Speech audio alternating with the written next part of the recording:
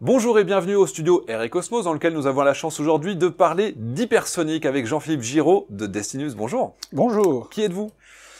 Alors, qui je suis?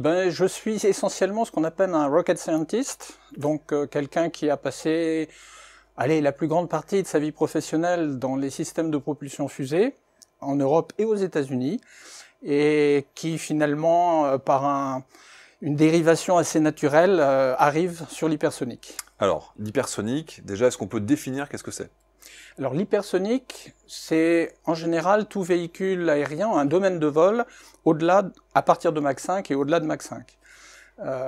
La gamme de vitesse qui nous intéresse, nous, chez Destinus, c'est essentiellement Mach 5, Mach 6. Nous avions quelques idées pour aller plus loin, mais finalement, compte tenu des défis technologiques et du business plan, la vitesse Mach 5, Mach 6, Mach 5 c'est 6000 km/h à peu près, Déjà pas mal. sont déjà pas mal, suffit très bien pour les vols commerciaux que nous voulons réaliser. Parce que là, on parle de l'hypersonique qui reste dans l'atmosphère. Parce qu'évidemment, par exemple, les missiles balistiques qui vont très très vite aussi, mais eux, ils sortent. Là, on reste à l'intérieur de l'air. On reste à l'intérieur de l'atmosphère. On a une altitude de vol qui est autour de 30 km d'altitude, donc quand même nettement plus haut que le Concorde qui était vers 17-18 km. Mais ça reste un vol endo-atmosphérique, comme on dit, et bien sûr avec une phase d'insertion dans l'espace aérien commercial au décollage et à l'atterrissage, puisque nous partons et nous arrivons sur des aéroports commerciaux traditionnels, on va dire. Alors, qu'est-ce que c'est les enjeux, les difficultés technologiques pour arriver à développer des engins hypersoniques, quels qu'ils soient? Alors, il y a plusieurs sujets, évidemment. Il y a le sujet propulsion, oui. Je pense qu'on y reviendra, avec l'hydrogène chez nous. Il y a le sujet structure. La clé, en général, pour avoir un véhicule attractif, c'est l'indice de structure. C'est vrai pour les fusées, et j'en ai pas mal bavé sur ce sujet, mais c'est vrai aussi pour les avions. C'est un peu moins vrai pour les avions subsoniques. Ça reste toujours, une recherche de masse minimale reste toujours un objectif de la conception, et c'est d'autant plus vrai pour l'hypersonique, et pour l'hypersonique avec l'hydrogène. Alors, pourquoi l'indice de structure? Qu'est-ce que c'est déjà? Qu'est-ce que ça signifie? Alors, l'indice de structure, tu peux le définir en faisant le rapport entre la masse sèche et la masse du système. Donc, plus tu as une masse sèche faible, plus ton véhicule est léger, oui. Plus tu peux atteindre des performances satisfaisantes. C'est ça le principe. C'est pour ça que sur des lanceurs comme Ariane, on a des indices de structure qui sont de 8-10%. Donc, c'est vraiment une masse sèche la plus sèche et la plus légère possible. Pour le véhicule hypersonique, c'est un peu la même chose, parce que comme nous utilisons l'hydrogène, et on y reviendra peut-être après, l'hydrogène a une grande caractéristique positive, c'est d'avoir à peu près 3 fois plus d'énergie par masse embarquée que le kérosène. Ça a un inconvénient, c'est que c'est plus léger et qu'il faut beaucoup de volume. Beaucoup de volume veut dire un véhicule qui intrinsèquement est amené à être plus volumineux, plus gros, avec des impacts sur la traînée. Et donc, il faut arriver à compenser un certain nombre de biais défavorables par cet indice de structure et la recherche d'un compromis légèreté-structure qui est toujours un enjeu pour les concepteurs d'avions, toujours. Bien sûr. Et pour tout ce qui est chaleur, parce qu'on parle beaucoup de problématiques thermiques, comment survivre? Parce que là, ça va monter, je suppose, à des milliers de degrés. Est-ce qu'on fait des revêtements très résistants ou est-ce qu'on passe avec des options comme le plasma, tel qu'on le voit par exemple sur certains missiles? Alors là, l'option qui a été retenue chez nous, c'est complètement différent. L'idée, c'est d'essayer justement dans une perspective de coût, d'utiliser des matériaux métalliques classiques, de l'inox, du 300 Azel par exemple, et de pouvoir refroidir les parties les plus exposées, donc les entrées d'air, les bords d'attaque des ailes, avec de l'hydrogène. Donc l'hydrogène à bord participera à la fois sur la propulsion, on y reviendra, mais aussi au refroidissement des structures avec un refroidissement actif. Et nous avons déjà en ce moment, dans le cadre de nos développements et des validations technologiques, la montée en TRL, comme on dit, oui.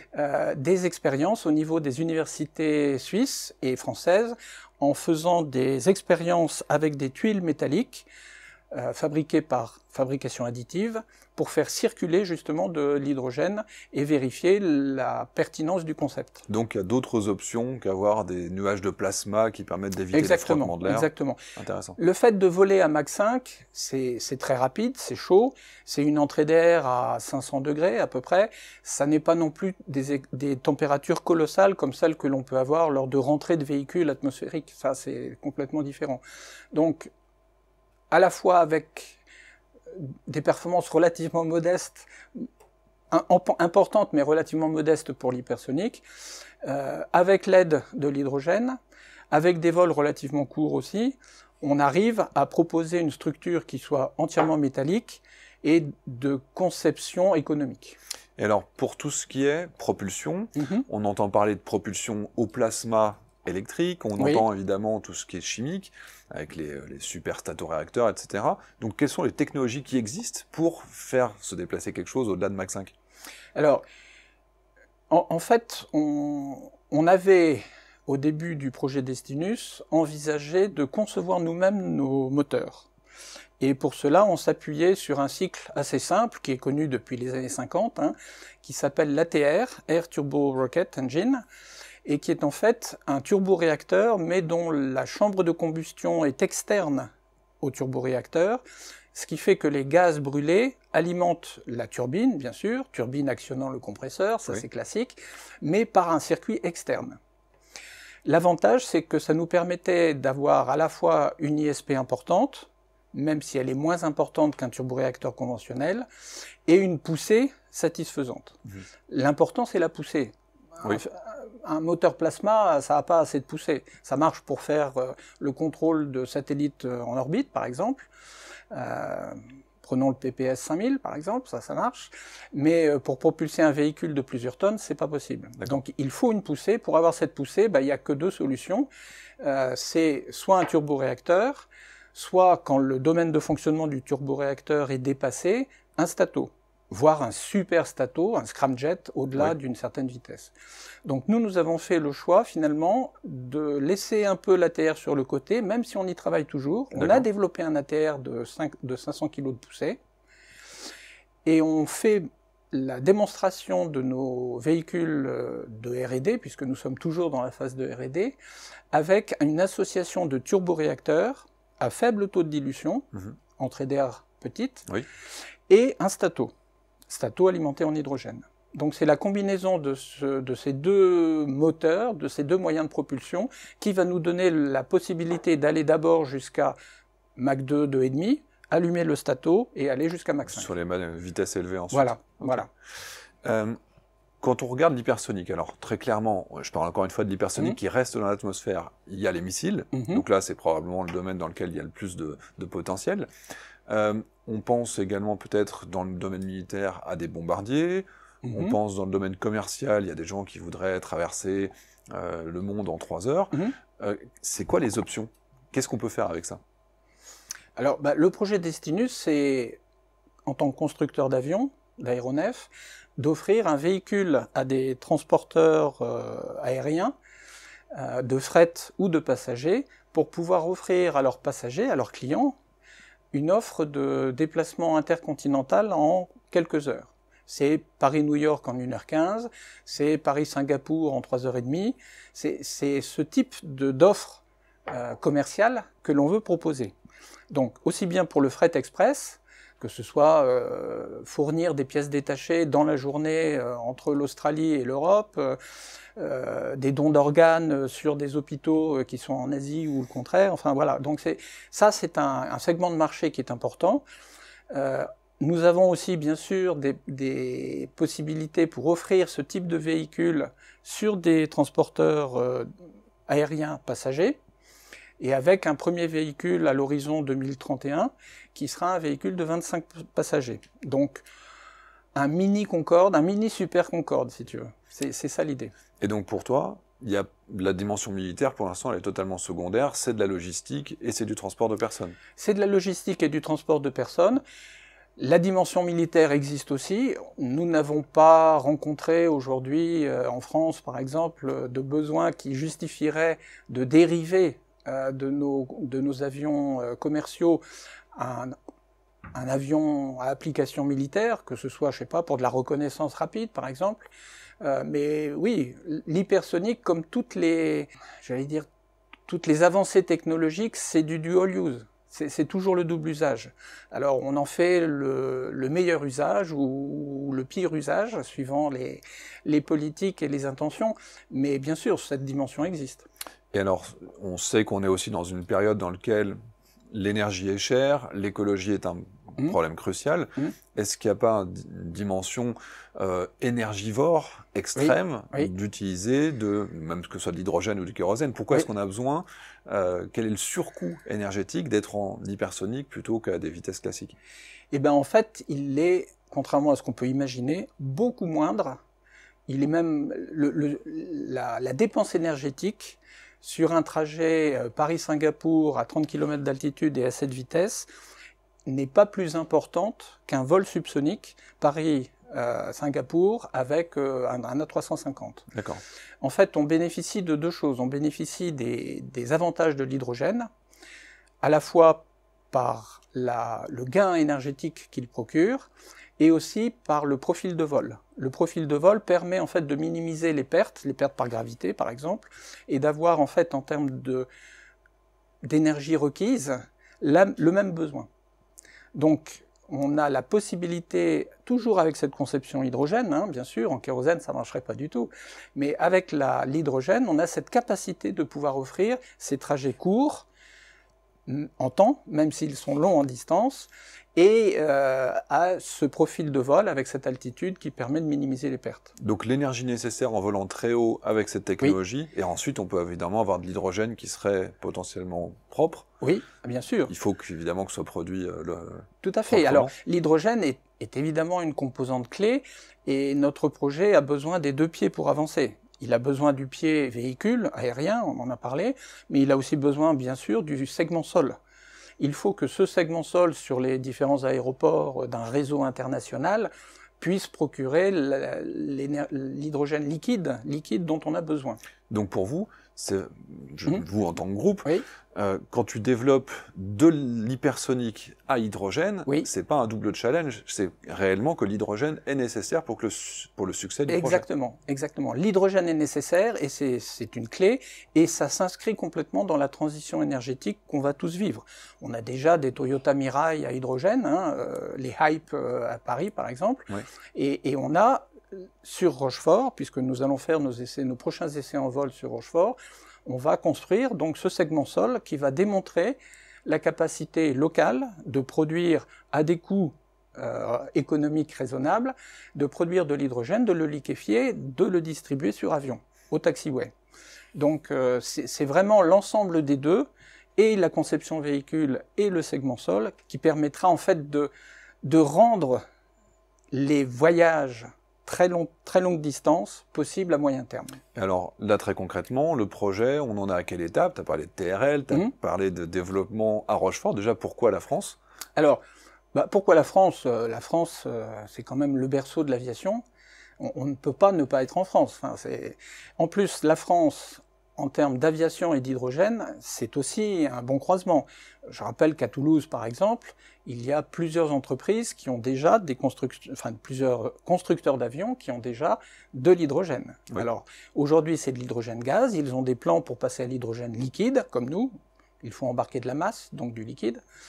Mais donc, très clairement, la France est le point focal, le barycentre d'une aviation décarbonée. Même en ayant créé la société en Suisse à l'origine, c'est la France qui a été visée très rapidement. C'est la France qui a été visée, clairement. Le but, c'est d'avoir une autonomie européenne, souveraineté européenne dans ce domaine? Une souveraineté européenne totale, et nous avons donc une filiale en Espagne, à Madrid, où nous aurons un banc d'essai, avec le soutien financier du gouvernement espagnol, nous aurons un banc d'essai moteur important, et une filiale à Munich, où nous travaillons aussi sur la propulsion et sur les équipements hydrogène. Alors, donc tu évoques déjà des implantations dans différents pays européens, ça veut dire que vous avez déjà réussi des levées de fonds? Oui, tout à fait. On a déjà eu une première levée de fonds importante de 30 millions à peu près l'an dernier, et nous sommes bien sûr en train de continuer ces levées de fonds. Nous avons une levée de fonds importante qui est prévue à très court terme, et l'idée c'est bien sûr de phaser le développement en gros en 3 phases. Il y a eu l'ouverture du domaine subsonique. Tu verras sur l'image que nous avons ici que le profil aérodynamique est tout sauf fait pour voler en subsonique. C'est un profil très effilé, avec évidemment des ailes embryonnaires. Il faut donc que l'on vérifie dès le début, dans le régime de vol subsonique, les capacités de vol de ces avions. Alors, on s'appuie pour ça sur 2 choses. D'abord, sur les études européennes qui ont été réalisées depuis plus de 15 ans, les projets Stratofly, Leapfly, qui sont des projets décrivant très très bien l'aérodynamique externe de ces véhicules. Et on s'appuie aussi bien sûr sur nos démonstrateurs. Démonstrateurs, on a aujourd'hui et qui volent depuis novembre 2021, donc 1 an et demi, des démonstrateurs de dimension 4 mètres pour l'un, 10 mètres de long pour l'autre, qui sont donc de dimensions significatives et qui permettent de comprendre et de vérifier les lois de commande sur ces avions. D'accord. Donc ça, c'est l'ouverture du domaine de vol subsonique. L'an prochain, à Rochefort. Ça a été volé où? En Allemagne. En Allemagne, près d'un aéroport de Munich. Alors pourquoi Munich? Parce que c'était près de la Suisse et des bureaux d'études, donc c'était le plus simple. Et donc on a nos autorisations d'exploitation, puisqu'il faut des autorisations d'exploitation, qui sont des autorisations allemandes. On va basculer maintenant sur l'ouverture du domaine de vol supersonique et on va dans 1 an voler avec un appareil qui lui sera nettement plus ambitieux, qui sera pour le coup non plus en fibre de carbone mais entièrement métallique, qui aura un réservoir d'hydrogène liquide, puisqu'il faudra commencer à rentrer dans le vif du sujet avec de l'hydrogène liquide, à la fois pour l'avitaillement au sol et les procédures de remplissage et des cas les feux rouges météo par exemple, oui. Et bien sûr à passer le mur du son. Donc ça va se faire en France. Donc ça va se faire en France, depuis Rochefort, d'ici 1 an à peu près, 1 an et demi, avec donc l'utilisation de l'aérodrome de Rochefort. Nous discutons avec le syndicat mixte des aérodromes de Rochefort et La Rochelle, puisque les 2 aéroports sont gérés conjointement, depuis un peu plus d'1 an maintenant, avec de très bonnes discussions. On a déjà dégrossi avec eux la manière dont on va s'implanter sur Rochefort, à la fois au niveau justement du segment sol hydrogène que j'évoquais, mais aussi des futures installations pour la future FAL qui sera sur Rochefort. Qui sera aussi dans la zone. Qui sera aussi dans la zone, sur un foncier qui est disponible et qui est très grand. Donc là, on est toujours sur une version 100% drone, dans un premier temps, en tout cas, c'est ça que vous développez. Tout à fait. C'est vraiment une version 100% drone, automatique, qui sera à terme la version que nous utiliserons pour les vols hypersoniques. On voit mal un pilote réagir à Mach 5. Par contre, il y aura pour les vols commerciaux un pilote, probablement en SPO, dans les phases de décollage. Un seul pilote. Un seul pilote, voilà, voilà, Pilot operation. Voilà, merci. Donc un pilote qui sera dans les phases de décollage et d'atterrissage et du vol dans l'espace aérien commercial. Et en termes de timing, du coup la version cargo, je ne sais pas comment vous l'appelez, ce sera quelle époque? On vise une certification 2030. Certification 2030. 2030, voilà. Donc en fait, le timing... C'est-à-dire que ça doit commencer à voler au moins 2 ans avant? Oh oui, même 3 ans, puisqu'on vise le premier vol du démonstrateur qu'on appelle Delta. On utilise des mots grecs, alors c'est pas des variants Covid, hein, mais c'est des variants de construction. Et on a des vols de Delta à partir de 2027. D'accord. Et donc 2030, exploitation commerciale du Destinus. Entrée en service. Cargo. Voilà. Entrée en service cargo et version passager 2 ans plus tard. Donc très rapidement. Donc très rapidement. On parle d'un appareil, quoi, 8 places, 50 25 places. Donc, ouais, le premier appareil, ce qu'on appelle le Destinus S, c'est un appareil 25 places. Il y aura un Destinus M qui fait 100-120 places à peu près. Ça reste à vérifier évidemment. L'optimisation de la construction reste à voir avec les opérateurs. En fait, il faut que ce soit les opérateurs qui qui suscitent la capacité nécessaire en fonction de leurs études de marché. On a nos propres études, mais il faut bien sûr corroborer tout ça. Et ensuite, éventuellement, même une version large, une grosse version, prévue pour 350-400 personnes à l'horizon 2036. Et donc ça reste quand même très très ambitieux et très très rapide. Ça reste très ambitieux, très rapide. On progresse bien, on tient nos jalons jusqu'à présent. Le prochain jalon sera évidemment le jalon supersonique en hydrogène, ça c'est clé. C'est là-dessus qu'on consacre nos efforts, sur le véhicule et sur le segment sol, et c'est ce qu'on va bientôt voir, c'est ce qu'on va présenter au Bourget. Donc au Bourget, nous serons présents et nous aurons une présence sur le statique qui sera intéressante puisque on présentera à la fois nos 2 véhicules subsoniques et la maquette échelle 1, qui est en fait l'Iron Bird du véhicule supersonique de l'an prochain. Très bien. Voilà. Tu as évoqué les études de marché. Alors, est-ce que tu peux me dire quel est le marché pour ce type de concept? Alors, le marché... On a un business plan, bon, je ne vais pas donner les chiffres du business plan, bien sûr, mais on a un business plan qui montre qu'on est capable de prendre quelques pourcents du marché de construction aérien. Alors, construction aérienne, ça veut dire quoi? En gros, il y a 1500 véhicules commerciaux de plus de 100 places par an, en gros. Il y a un millier de bizjets, à peu près. Des véhicules militaires, il y a aussi à peu près 1 millier d'avions militaires par an. Le total de tout ça fait à peu près 200 milliards. Bon, on pense qu'on peut relativement facilement avoir quelques pourcents de ce marché. Donc, mais objectivement, vous imaginez dans le groupe pouvoir avoir plusieurs dizaines d'unités par an qui pourraient être produites? Exactement. C'est ça l'objectif. Bon, sans dévoiler de secret, on a effectivement un business plan qui fait apparaître une montée progressive jusqu'à des volumes de production de plusieurs dizaines d'appareils. Et alors, peut-être que ce sera encore comme d'habitude avec les drones, on fait d'abord des drones civils et puis finalement on le transforme en militaire. On attend 2030 de valider le premier concept et on verra à ce moment-là si la DGA est intéressée.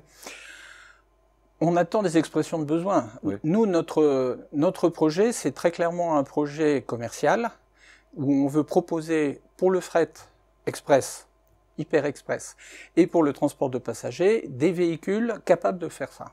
Et des véhicules propres, en hydrogène. C'est ça l'idée. Après, comme je le disais tout à l'heure, tout ça c'est du double usage. Si effectivement il y a une expression de besoin qui se manifeste, on est prêt à l'étudier avec les institutions requises. Et en termes d'écosystème, vous êtes incubé, vous travaillez avec des entités, vous avez des partenaires? Alors, bien sûr, nous avons des partenaires aussi bien côté avion que côté hydrogène.